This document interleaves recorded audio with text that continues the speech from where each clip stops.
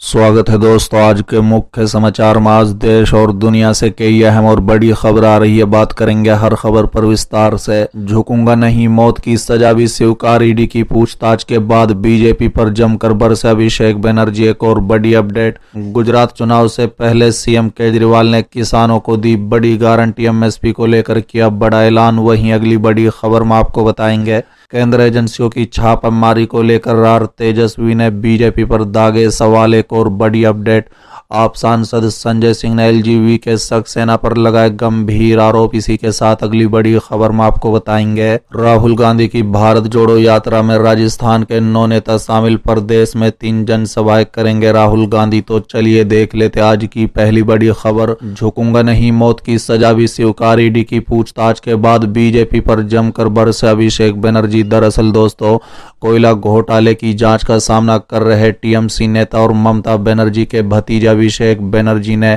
कड़े तेवर दिखाए हैं। उन्होंने कहा है कि मैं 30 बार पूछताछ के लिए तैयार हूं, लेकिन बीजेपी के सामने सिर नहीं झुकाऊंगा। उन्होंने ये बात ईडी से पूछताछ होने के बाद कही। बता दें कि उन्होंने कहा है कि मैं उन लोगों के सामने सिर नहीं झुकाऊंगा जो राजनीतिक तौर पर लड़ नहीं सकते और डराने के लिए ईडी और सीबीआई का सहारा ले रहे हैं। बता दें कि टीएमसी सांसद अभिषेक बनर्जी ने यह भी कहा कि अगर मेरे खिलाफ आरोप सही साबित होते हैं तो मैं मौत की सजा को स्वीकार करने के लिए भी तैयार हूं। अभिषेक बनर्जी कोयला घोटाले के मामले में ईडी के समक्ष पेश हुए। बता दें, उन्होंने कहा है कि ये कोई कोयला घोटाला, पशु घोटाला नहीं, बल्कि ये गृह मंत्री घोटाला है जिसकी जिम्मेदारी उन्हें लेनी चाहिए। उन्होंने सवाल करते हुए कहा कि बीएसएफ की मौजूदगी में गाय की तस्करी कैसे हो सकती है। इसके साथ ही उन्होंने गृह मंत्री अमित शाह को निशाने पर लेते हुए कहा कि गौ तस्करी का पैसा सीधा अमित शाह के पास गया है। इससे पहले तृणमूल कांग्रेस के राष्ट्रीय महासचिव और सांसद अभिषेक बनर्जी कोयला चोरी घोटाले की जांच के सिलसिले में पूछताछ के लिए शुक्रवार को परिवर्तन निदेशालय के अधिकारियों के समक्ष पेश हुए। अभिषेक कोलकाता के पास सोल्ट लॉक में सीजीओ कॉम्प्लेक्स स्थित एजेंसी के कार्यालय में सुबह करीब 11 बजे पहुंचे। बता दें कि परिवर्तन निदेशालय के 5 अधिकारियों की एक टीम अभिषेक बनर्जी से पूछताछ करने के लिए गुरुवार रात को कोलकाता पहुंची थी। मामले की गंभीरता को देखते हुए सीजीओ कॉम्प्लेक्स में भारी पुलिस बल तैनात किया गया था। अभिषेक बनर्जी से पहले भी इस मामले में पूछताछ की जा चुकी है। चलिए अगली खबर, केंद्र एजेंसियों की छापेमारी को लेकर रार तेजस्वी ने बीजेपी पर दागे सवाल। दरअसल दोस्तों, बिहार में महागठबंधन की सरकार बनने के बाद से लगातार महागठबंधन सरकार में शामिल दलों के नेताओं के ठिकानों पर केंद्र एजेंसियां छापेमारी कर रही हैं। वहीं सीबीआई, ईडी, आईडी विभाग की छापेमारी भ्रष्टाचार के मुद्दे को लेकर एक बार फिर से महागठबंधन सरकार बीजेपी आमने सामने है। बता दें कि बिहार में पुराने मुखिया की नई सरकार बनी तो महागठबंधन के विधायक मंत्री केंद्र एजेंसियों के निशाने पर आ गए। वहीं मंत्री रहे कार्तिक सिंह को लेकर नीतीश कुमार निशाने पर आए तो अब नीतीश कुमार ने भी पलटवार शुरू कर दिया है।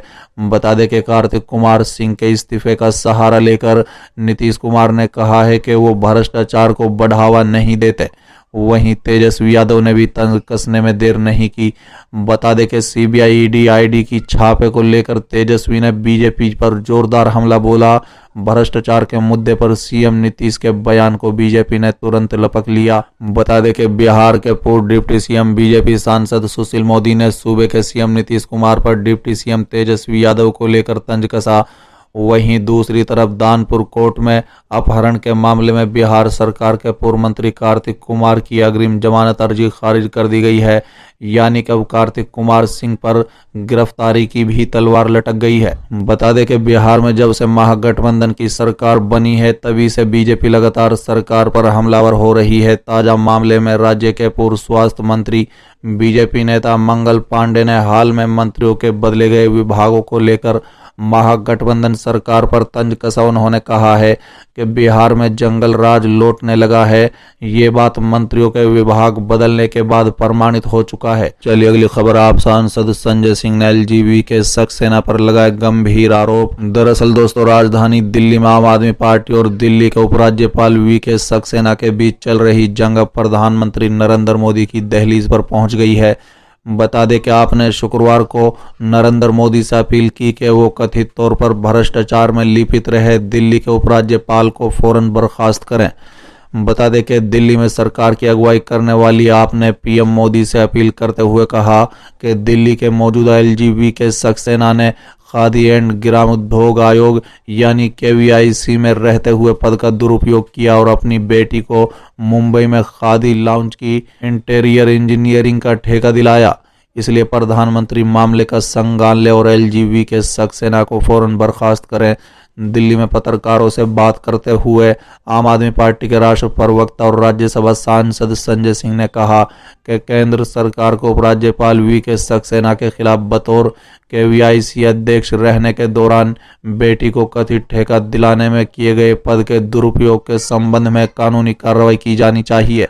बता दें कि संजय सिंह ने पत्रकारों के सामने आरोप लगाया कि एलजीबी के सक्सेना ने बतौर केवीआईसी अध्यक्ष अपने पद का दुरुपयोग किया था और अपने प्रभाव से अपनी ही बेटी को मुंबई में एक खादी लॉन्च के इंटीरियर इंजीनियरिंग का ठेका दिया। इस ठेका देने की प्रक्रिया में उन्होंने केवीआईसी अधिनियम 1961 के प्रावधानों का उल्लंघन किया है। इसके साथ ही संजय सिंह ने कहा है कि आप चाहते हैं कि प्रधानमंत्री नरेंद्र मोदी सक्सेना को दिल्ली को उपराज्यपाल के पद से तत्काल बर्खास्त करें और उनके खिलाफ बेटी को अवैध रूप से ठेका देने के लिए कानूनी कार्रवाई की जाए। इसके साथ ही राज्यसभा सांसद संजय सिंह ने यह भी कहा है कि उनकी पार्टी इस संबंध में वरिष्ठ वकीलों के साथ विचार विमर्श कर रही है और हम इस मुद्दे को कोर्ट में भी ले जाएंगे।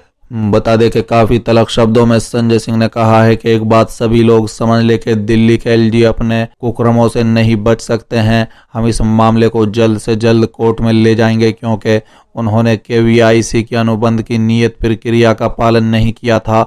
आखिर केवीआईसी अध्यक्ष अपनी बेटी या रिश्तेदार को किस तरह से अनुबंध दे सकते हैं। मालूम हो कि बीते लगभग 1 महीने से दिल्ली की आप सरकार और उपराज्यपाल वी के सक्सेना के बीच भारी गतिरोध जारी है। उपराज्यपाल वी के सक्सेना ने पदभार ग्रहण करते ही दिल्ली सरकार की नई एक्साइज पॉलिसी को कटघरे में रखते हुए सीबीआई से भ्रष्टाचार की जांच का आदेश दिया।